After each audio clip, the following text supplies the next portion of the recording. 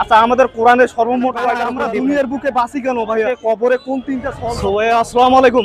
ওয়ালাইকুম আসসালাম ওয়া রাহমাতুল্লাহি ওয়া ও ভাইয়া, কোরআন শরীফের সবথেকে ছোট সূরা কোনটি? সবথেকে ছোট সূরা হচ্ছে কাউসার। সূরা কাউসার। জি। আচ্ছা, আমাদের কোরআনের সর্বমোট কয়টা সূরা রয়েছে? সর্বমোট 114টি সূরা রয়েছে। কয়টা? 114টা।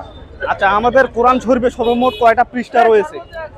সর্বমোট এক এক কোরআন শরীফে এক এক রকম আছে। যেমন বড় কোরআন শরীফ যদি দেখেন, আমাদের এখানে কিন্তু পৃষ্ঠা ভাগ করা নেই, আপনার পারা হিসাব করা আছে। প্রতিটা পারাতে 30 পারা আছে।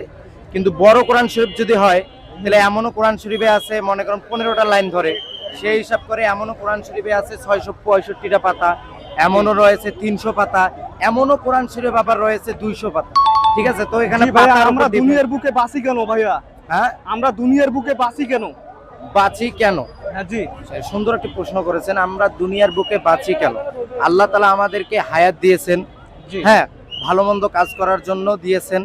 এই জন্য আল্লাহ তাআলা আমাদেরকে হায়াতটা যে দিয়েছেন, এই জন্য আল্লাহর উপর ভরসা করে আমরা বাঁচি। তো ভাইয়া, আমরা যদি আগামী ধরেন আপনি এখনই মারা গেলেন, আপনাকে কবরে কোন তিনটা সওয়াল জব করা হবে? আমরা যদি এখনই মারা যাই, আল্লাহ যদি হায়াতে আমাদেরকে না বাঁচায় রাখে, তো আমাদেরকে যেটা প্রশ্ন করা হবে, তোমার রব কে? জি। হ্যাঁ, তোমার দিন কি? জি। তোমার নবী কে? এই তিনটা কিন্তু আমাদেরকে প্রশ্ন আমরা করা যদি হবে। এই তিনটা কোশ্চেন অ্যানসার দিতে পারি, তাহলে আমরা ডাইরেক্ট কোথায় চলে যাব? আলহামদুলিল্লাহ, আমি বিশ্বাস রাখি আমরা জান্নাতে যাব, যেহেতু আর না আল্লাহ দিতে ওয়াদা পারলে করেছে। কোথায় যাব? জাহান্নাম। মাশাআল্লাহ, মাশাআল্লাহ। শোনো ভাইয়া, তুমি যদি জান্নাতে প্রবেশ করো, তাহলে জান্নাতে তুমি কাকে খুঁজবে ওখানে? অনেক মানুষের অনেক ধারণাই আছে। জি। যেমন কোরআন শরীফে বলা আছে যে আমাদের সব ইচ্ছা আল্লাহ পূরণ করবে।